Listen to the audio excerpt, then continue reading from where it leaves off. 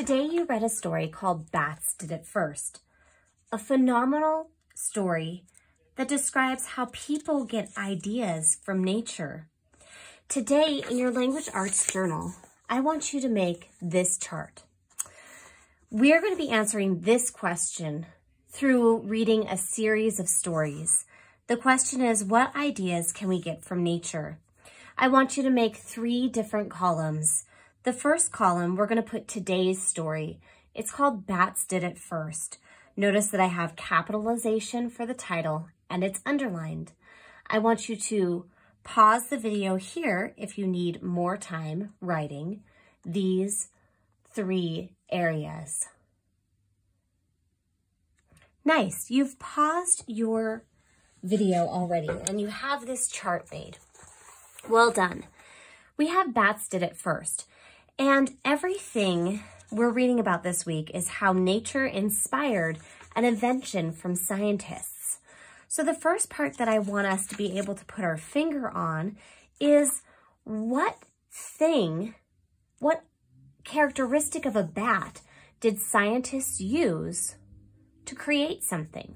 So we're going to put a little category here. We're going to put nature. What was the nature that inspired something here? If you said bats inspired something, absolutely. So we're going to put bats.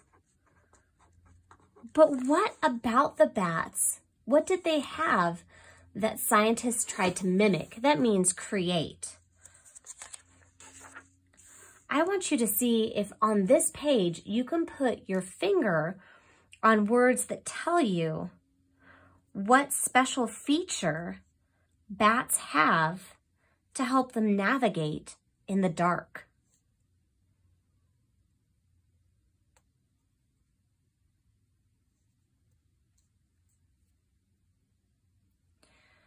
Did you put your finger here somewhere? Anywhere in this paragraph, this entire paragraph tells me about bats and their echolocation system. I'm going to reread some of this so that I have an idea of some of the qualities that bats have that scientists tried to mimic. Bats send sound waves out through their mouth or nose. These sound waves hit objects and then bounce back as an echo. The echo tells the bats how far away an object is and how big it is. This information helps bats find bugs to eat. It is also an effective way to keep bats from bumping into trees and other bats. Well, goodness, these bats are able, so I'm going to say bats are able to navigate, N-A-V-G-A-T-E, in the dark using, and I can go on and I can either use the word echolocation, which they don't use here, but I can say sound waves. So I could either say echolocation, or I'm going to say by using sound waves, that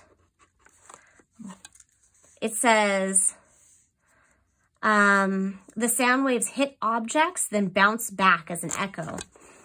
By using sound waves that bounce back off of objects. Wow, that's pretty exciting. Now, what I want from you, I'm going to put the word invention here. So we have the thing in nature that was an inspiration, and we're going to explain the invention that was made. I want you to put your finger on the place that tells you the most information about the invention that was created from the bat's echolocation. If you went to this section, a batty idea, you're right. This discusses how a scientist used an echolocation system of a bat and created a cane. You can also get more detailed information below that describes how the cane works. So we're going to put an invention. A scientist created, it was a cane that can use